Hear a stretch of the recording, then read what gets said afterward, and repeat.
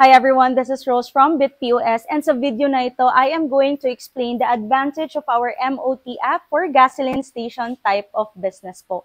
So let's start with the first one. So I have here my prototype po ng ating pump, right? So ito yung itsura niya. So right now, every time na meron pong pinapunch na transaction yung gas boy natin, automatically po, nagre-record po agad yung ating system real time. So they have this refresh button. And kahit hindi i-tender yan agad, it will be pending here in our application. And it's really very important if you want to know the security of your setup na dapat nire-record every time na nagdi-dispense tayo ng fuel, kayang-kaya naman po ng ating MOT application. You can actually see I have two nozzles here with one pump.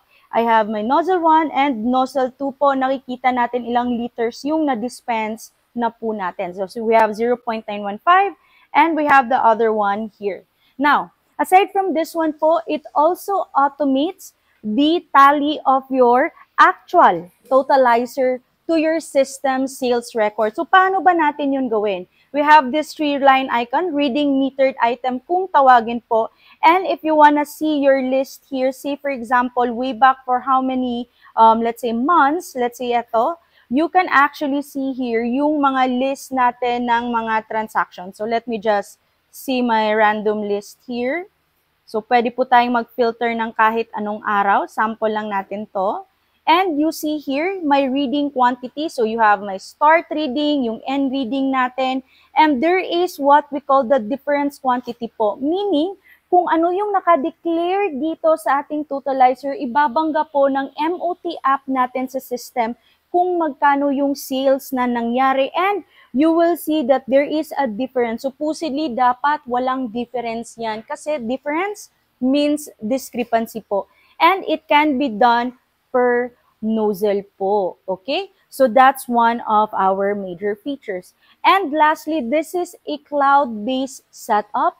It means that our admins or yung mga business owner natin ay kayang ma-access yung data natin remotely, anytime, anywhere, to any type of device. So say for example, in my end, I'll just tap my tindahan here.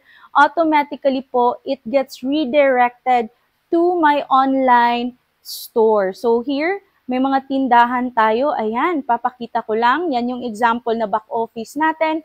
And it's open in my browser, can be accessed live po. So ano man yung latest transaction, nakikita natin.